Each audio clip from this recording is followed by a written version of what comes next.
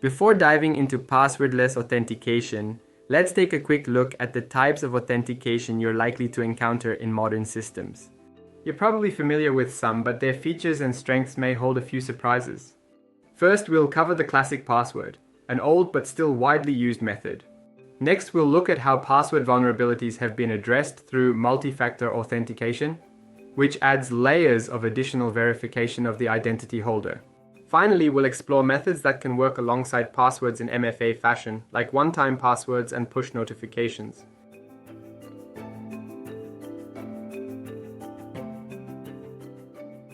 Let's start with passwords. In a typical authentication process, which works in the following way. The user enters their password into a dedicated field, which is then sent to the server. The server checks this password against the one saved when the account was set up. To keep things secure, the server doesn't store the actual password. It stores a hashed version of it. When the user logs in, the server hashes the password they entered and compares it to the stored hash. If they match, the authentication is completed successfully. Passwords are everywhere, even though any security guide will tell you they're weak. So why are we still using them? Well, passwords were the first go-to solution for securing digital systems. They rely on something only you know, which means that if you can provide this secret, you're authenticated. So many systems adopted passwords as their main way to verify users. Even now, with better options available, passwords remain common. Beyond just legacy reasons, there are some practical advantages to them. If we look closer, passwords are actually pretty user-friendly and affordable. They're cheap to implement, don't require extra equipment, and are ready to use as long as you have a keyboard. You don't need internet access to use passwords, and they can't be physically lost or stolen. So if they're so convenient, what's the problem? The trouble is our brains aren't great at remembering lots of complex passwords. This leads people to reuse simple passwords or write them down, making them vulnerable to attacks. For example, simple passwords are easy to guess, which is what brute force and dictionary attacks exploit. Reused passwords open the door to credential stuffing, where attackers try passwords stolen from one site on others. Passwords can also be overheard, shared, or used in phishing attacks, where attackers exploit our social instincts to help or follow instructions.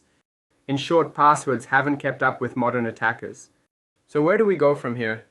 Ideally, we'd switch to more secure methods, but replacing passwords everywhere isn't easy, either from a technical or user standpoint.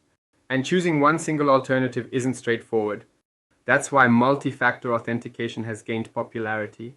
It adds an extra layer of security without completely moving away from what we're used to.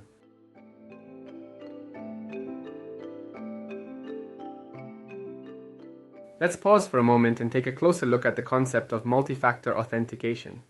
Authentication methods are generally categorized into three main factors, often referred to as something you know, something you have, and something you are. For example, passwords fall under the something you know category because they rely on information stored in your memory.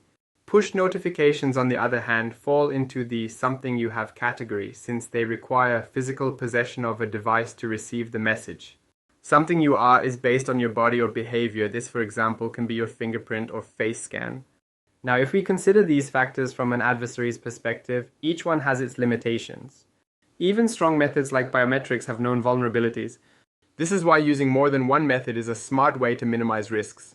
However, if you choose two methods from the same category, the security improvement is limited because both rely on similar principles. For instance, combining passwords with knowledge-based questions doesn't significantly enhance security. But what happens when you combine authentication methods from different factors? Now you've made an attacker's job much more difficult. For example, to compromise a system using both a password and a push notification, an adversary would need to both guess your password and steal your phone. Can we do even better? Yes, we can. In addition to using multiple factors, systems can also gather contextual information such as geolocation, time of day, or network characteristics. Based on this data, users can be challenged with additional factors. Otherwise, access can be denied altogether. So, what other factors can we use in authentication? Let's explore that in the next topic.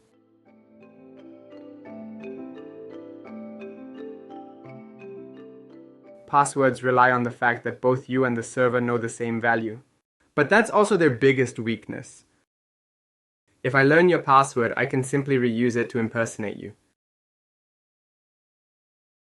What if you could use a different password every time you log in? That would be ideal. Even if an adversary observes your password, it would be useless after you've logged in. But how can you generate a new password every time?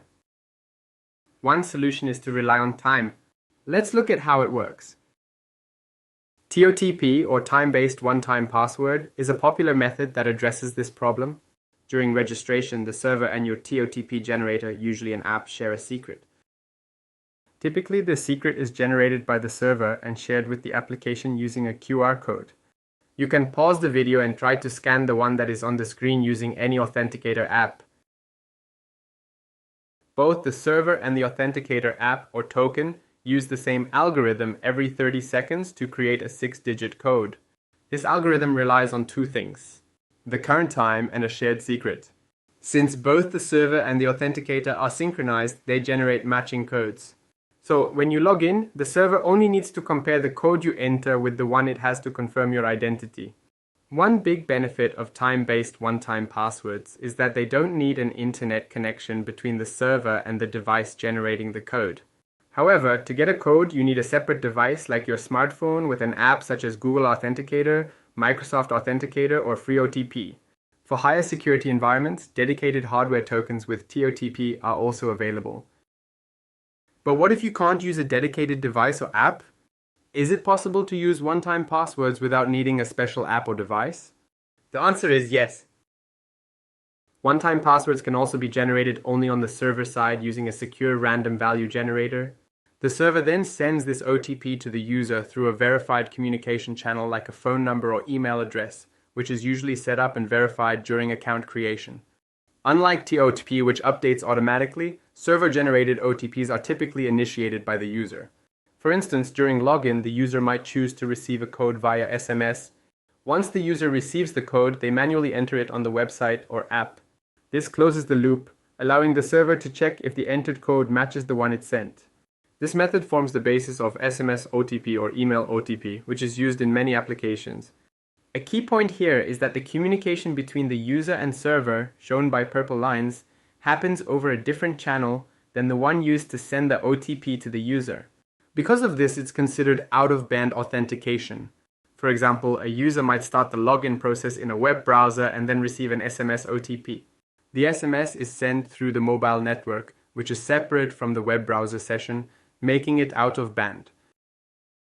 So does adding one-time passwords mean we've solved the authentication problem? Well, that depends on your risk tolerance. While OTPs do strengthen the authentication process, they're not foolproof. For instance, have you ever switched phone carriers while keeping your phone number? This is a convenient feature, but it also introduces some risks. If an attacker can trick the carrier into transferring your number to their device, they'll receive your SMSs. With email OTPs, the channel is often more secure, though emails can also be hijacked. As for TOTP, the challenge lies in securely storing and sharing the secret.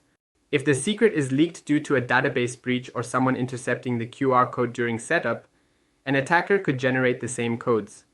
You might wonder if it's possible to guess a TOTP code similar to brute forcing passwords.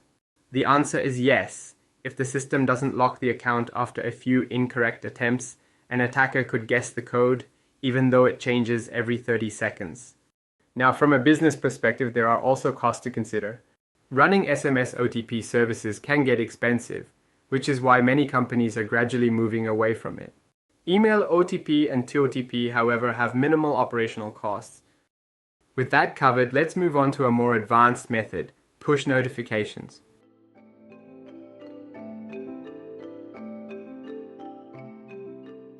Smartphones are so common today that many people use them as their main way to access the internet.